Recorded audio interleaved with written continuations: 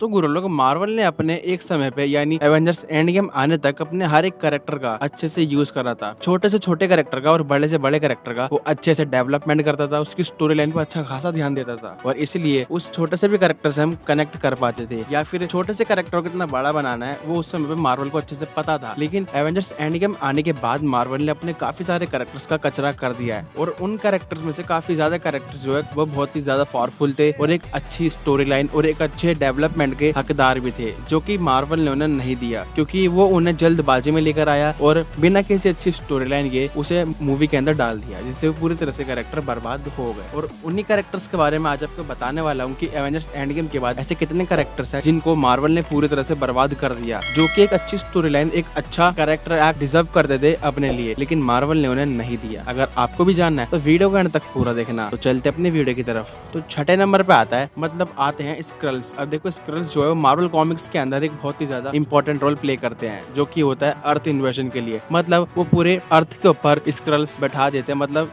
Squirrels की power क्या होती है, वो किसी भी ह्यूमन की शेप ले सकते हैं और सुपर स्क्रल्स तो उनकी पावर भी कॉपी कर सकते हैं। और सारे स्क्रल्स अर्थ के ऊपर फैल गए थे और पावरफुल ह्यूमंस की शेप ले चुके थे, जिससे उन्होंने अर्थ के ऊपर काफी ज्यादा तबाही भी मचाई। लेकिन हमें लाइव एक्शन के अंदर यानी सीक्रेट इन्वेजन के अंदर जो हम इससे एक्सपेक्ट कर रहे थे वैसा कुछ भी डिलीवर नहीं हुआ और एक अच्छे खासे स्क्रल्स की स्टोरी लाइन को पूरी तरह से बर्बाद कर दिया। और पांचवें नंबर पे आता है वैनवू। अब देखो वैनवू काफी ज्यादा पावरफुल कैरेक्टर हो सकता था और काफी ज्यादा अच्छा कैरेक्टर भी हो सकता था मार्वल के लिए, क्योंकि उसके पास 10 रिंग्स थी और वो काफी हजारों सालों से जीता हुआ आ रहा था। तो अगर कभी मार्वल अपने पहले की कहानी मतलब पुरानी कहानी बताना चाहता तो वो वैनवू को इस्तेमाल करके काफी अच्छी तरीके से दिखा सकता था, लेकिन ऐसा बिल्कुल भी नहीं हुआ। उसको एक ही मूवी के अंदर दिखा के वहीं पर खत्म कर दिया गया। लेकिन अगर ऐसा नहीं होता तो काफी ज्यादा सही होता, क्योंकि हम व्हाट इफ के अंदर वैनवू को देख चुके हैं हेला के साथ, और ऐसे ही कुछ हमें लाइव एक्शन में देखने को मिलता तो काफी ज्यादा मजा आता कि वैनवू के पास 10 रिंग्स है और 10 रिंग्स सीधा कनेक्ट करती कैंग से। इस तरह से इनकी पूरी कहानी सही बैठ जाती, लेकिन मार्वल ने इसे भी बर्बाद कर दिया। और चौथे नंबर पे आता है अपना इकरिस। अब देखो मार्वल ने पूरी इटर्नल्स को तो खराब कर ही दिया है, लेकिन उसमें से भी सबसे ज्यादा उसने इकरिस को खराब किया है। अब देखो इकरिस के पास इतनी पावर है कि वो मार्वल के सुपरमैन कहलाने के लायक है, क्योंकि वो एक इटर्नल है और उसके पास काफी ज्यादा पावर है, यहाँ तक कि वो अपनी आंखों से लेजर अटैक भी कर सकता है और वो काफी टाइम से जिंदा भी है, मतलब काफी हजारों सालों से जिंदा भी है। लेकिन मार्वल ने इटर्नल्स मूवी के अंदर उसका कचरा कर दिया। शुरुआत में तो उसे हीरो दिखाया जा रहा था, लेकिन एंडिंग तक लाते लाते उसे एक विलन बना दिया और आखिरी में जाके उसने खुद ही सैक्रिफाइस कर दिया। अगर मार्वल ऐसा नहीं करता तो इकरिस एक पावरफुल कैरेक्टर है और उसके लिए एक अच्छी स्टोरी लाइन लिखी जानी चाहिए थी और मार्वल उसका अच्छे से इस्तेमाल कर सकता था अपने आने वाले प्रोजेक्ट्स के अंदर, लेकिन उसने ऐसा नहीं करा। एक अच्छे खासे और पावरफुल कैरेक्टर को बर्बाद कर दिया। तीसरे नंबर पे आती है अपनी लेडी थॉर। अब देखो लेडी थॉर जो है उसको हम थॉर बनते हुए थॉर लव एंड थंडर के अंदर देखते हैं, लेकिन अपनी जेन फोस्टर को हमने सबसे पहली बार थॉर की पहली मूवी के अंदर देखा था और हमें पता लगा था कि साइंटिस्ट है, लेकिन उसकी आगे ही कहानी हमें थॉर लव एंड थंडर के अंदर देखने को मिली है कि उसको कैंसर होता है और वो म्योनिर को उठाने के लिए वर्दी हो जाती है और जिससे उसको थॉर की पावर्स मिल जाती है और वो काफी ज्यादा पावरफुल बन जाती है। लेकिन एंडिंग में हमने क्या देखा, फिर से एक पावरफुल कैरेक्टर को मरते हुए देखा, वो बिना किसी रीजन के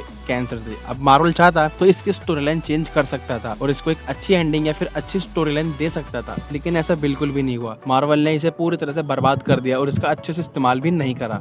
और इसी के साथ दूसरे नंबर पे आता है इसी मूवी का एक कैरेक्टर और विलन, जो कि है गॉर द गॉड बुचर। देखो गॉर द गॉड बुचर का नाम जब भी आता है तो एक खौफनाक इमेज सामने आती है। ये कितना ज्यादा पावरफुल है, ये अपनी स्वॉर्ड से गॉड्स तक को किल कर सकता है और कॉमिक्स के अंदर इसने सारे गॉड की लंका लगा रखी थी, यहाँ तक कि थॉर की भी। थॉर अकेले इसे डिफीट नहीं कर पा रहा था, इसलिए पास्ट फ्यूचर प्रेजेंट तीनों थॉर लगते हैं इसको डिफीट करने के लिए और वो मिलके भी इसे किल नहीं कर पाते। तो सोचो इसका कितना ज्यादा भौकाल रहा होगा कॉमिक्स के अंदर। लेकिन मूवीज के अंदर हमने क्या देखा, इसको बच्चा चोर बना दिया और पूरी तरह से इसका कैरेक्टर आर्क और इसकी पावर को कचरा कर दिया, बिल्कुल भी नहीं दिखाया और एंडिंग में जाके इसे एंटी विलन की तरह मरवा भी दिया। अब ऐसी एंडिंग तो gore the God butcher deserve नहीं करता था। उसके पास इतनी पावर थी कि वो थॉर को मार सकता था, और अगर तुम्हें लेडी थॉर को मारना ही था तो हमें गॉर की असली पावर दिखा के लेडी थॉर को किल करवाते हुए भी दिखा सकते थे, जिससे हमें गॉर का भौकाल देखने को मिलता। लेकिन ऐसा कुछ नहीं हुआ। इस मूवी के अंदर दो पावरफुल कैरेक्टर को वेस्ट कर दिया गया। और पहले नंबर पे आता है अपना कैंग द कॉन्करर। अब देखो कैंग जो है वो अपनी रियल वर्ल्ड की रियल घटनाओं की वजह से ही बर्बाद हुआ है और उसे मार्वल वालों को मजबूरन बर्बाद करना पड़ा था। अब वो तो आप सबको पता ही है, जोनाथन मेजर्स की वजह से हुआ था, वरना अपना कैंग जो है पूरे मल्टीवर्स सागा का बिग डैडी होने वाला था। लेकिन ऐसा बिल्कुल भी नहीं हुआ, रियल वर्ल्ड की रियल घटनाओं से उसको वेस्ट करना पड़ा और ये मैं कहूंगा कि मार्वल का सबसे ज्यादा पावरफुल कैरेक्टर था, लेकिन मजबूरन इसे बर्बाद करना पड़ा। तो गुरु लोग ये थे 6 कैरेक्टर्स जिनको मार्वल ने पूरी तरह से बर्बाद कर दिया और एंड गेम आने के बाद तो मार्वल ने और भी ज्यादा कैरेक्टर्स को बर्बाद करा था। बाकी आपके हिसाब से और ऐसा कौन सा कैरेक्टर है जिसको मार्वल ने बर्बाद कर दिया है, मुझे कमेंट करके जरूर बताना। और अगर आपने यहाँ तक वीडियो देख ली है तो वीडियो को लाइक कर देना और चैनल को भी सब्सक्राइब कर देना। मैं मिलता हूं आपसे अगली वीडियो में, तब तक के लिए बाय।